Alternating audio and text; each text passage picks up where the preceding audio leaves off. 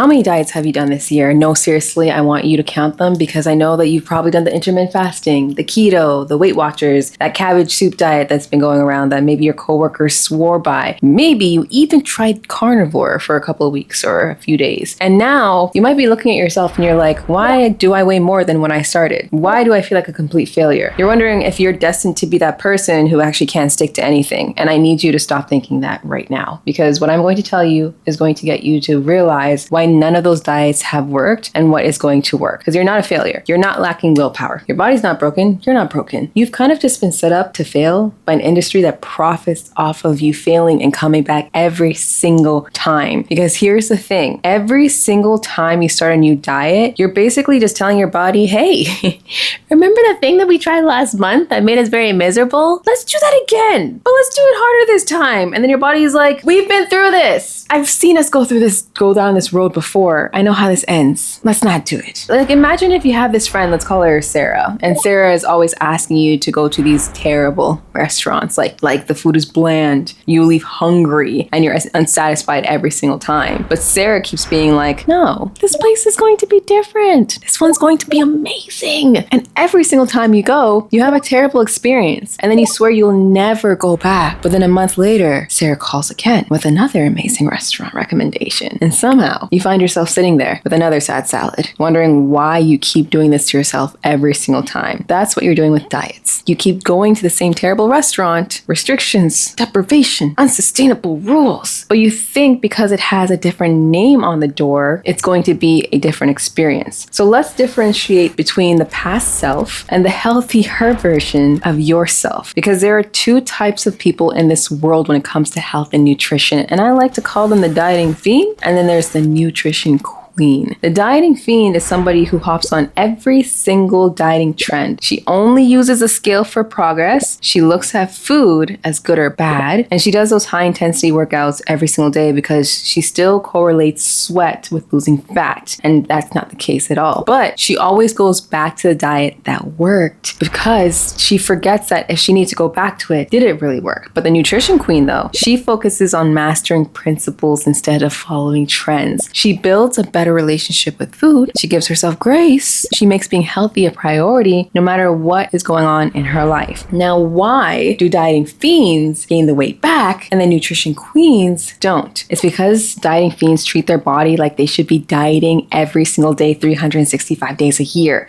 But think about this for a second. Do athletes train at competition level every single day of the year? No, they don't. They have seasons. They have an in-season where they're competing and giving everything that they've got. Then they have a pro-season where they recover. They have an off-season where they just build and improve. And then they have a pre-season where they're just preparing. But you've been trying to stay in competition mode for years. Your body is exhausted. Your metabolism is confused as hell. And you're asking her to do something that's literally not something you can keep up for the rest of your life. So here's what we're going to do instead. We're going to give you permission to have seasons, to have a break, because sometimes you're going to be in your season. That's when you're actively working towards weight loss. You're using a calorie deficit, but not the 1,200 calorie deficits that people keep telling you about, okay? You're being more intentional with your food. You're focused on seeing the scale go down. But this should only last about 3 months max, okay? Especially for us as women, we got hormones. We can't handle going beyond that. Then you can have your postseason. Maybe that's your vacation. That's your wedding, the holidays. Like, you're not going to be tracking. You're not stressing. You're just enjoying life. And then you can have your off season where the magic happens. This is where you're actually eating at maintenance, where you're building muscle. You're working on your relationship with food. You're seeing your body change through this season without the scale possibly even moving. It might fluctuate a little bit here, but we're not focusing on losing weight. We're losing body fat here. We're losing inches, pant sizes. You might hook your bra on the last one. This is a season that doesn't get the amount of hype that it deserves. And then you get into your preseason. This is where you're preparing to get back into that focus phase if you want to. And I know you're probably thinking, Coach, if I'm not dieting all the time, won't I just gain weight? Because that's what you've been told. You'll see fluctuations, yes, but it's not going to be a crazy incline. And think about it right now. You're gaining weight while barely eating. We're stopping that. You're not going to feel miserable anymore when you give your body a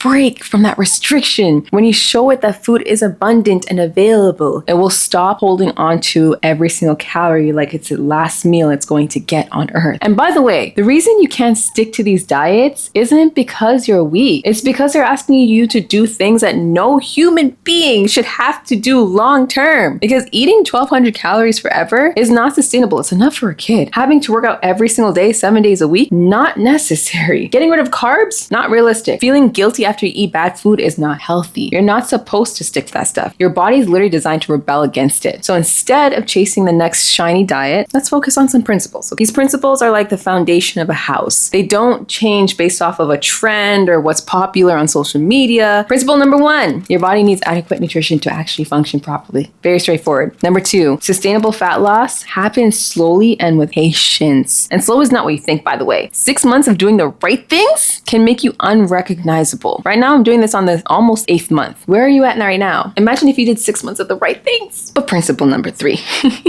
you need to work with your body's natural rhythms, not against them. Principle number 4, restriction leads to rebellion every single time. And when you master these principles, you don't need to hop from diet to diet anymore. You have a framework that works no matter what life throws at you. And I know that this is scary because it goes against everything you've been taught. You've been told that if you're not restricting, you're failing. You've been told that if you're not losing weight every single week, you're doing something wrong, when that is actually not how our bodies are built. But the most successful women I work with spend more time maintaining their weight because they are building muscle and losing fat at the same time. It means that you're recompositioning your body, which basically means you're changing the way that your body looks and feels. And then they can go into a deficit, which makes losing weight so much easier. Taking breaks from dieting actually makes you so much better at losing fat when you decide to focus on it. And think about it like this. If you tried to sprint a marathon, what would happen? You would burn out before you even got close to the finish line. So that's why you always have to pace yourself. You have a strategy, you know when to push and when to recover, and when you'll be able to complete the race, it's so much easier. So your health journey is a marathon, not a sprint. So stop trying to sprint the whole entire way. Your body's not capable of that. And listen, you are not destined to be a serial dieter for the rest of your life. I know you don't want that. Let me know if I'm wrong. Just because keto didn't work doesn't mean that you're a failure. Just because you gained the weight back doesn't mean that you're also a failure. You just haven't been taught the right way to do this yet. And that's not your fault. So here's what I want you to do. I want you to stop calling yourself a failure first and foremost, and start calling yourself a student, because every diet that you tried, it's taught you something. Even if it was just that it didn't work for you. That's okay. Now it's time for you to graduate from being a dieting fiend and becoming a nutrition queen. It's time for you to stop chasing trends and start mastering the principles, because you don't need another diet.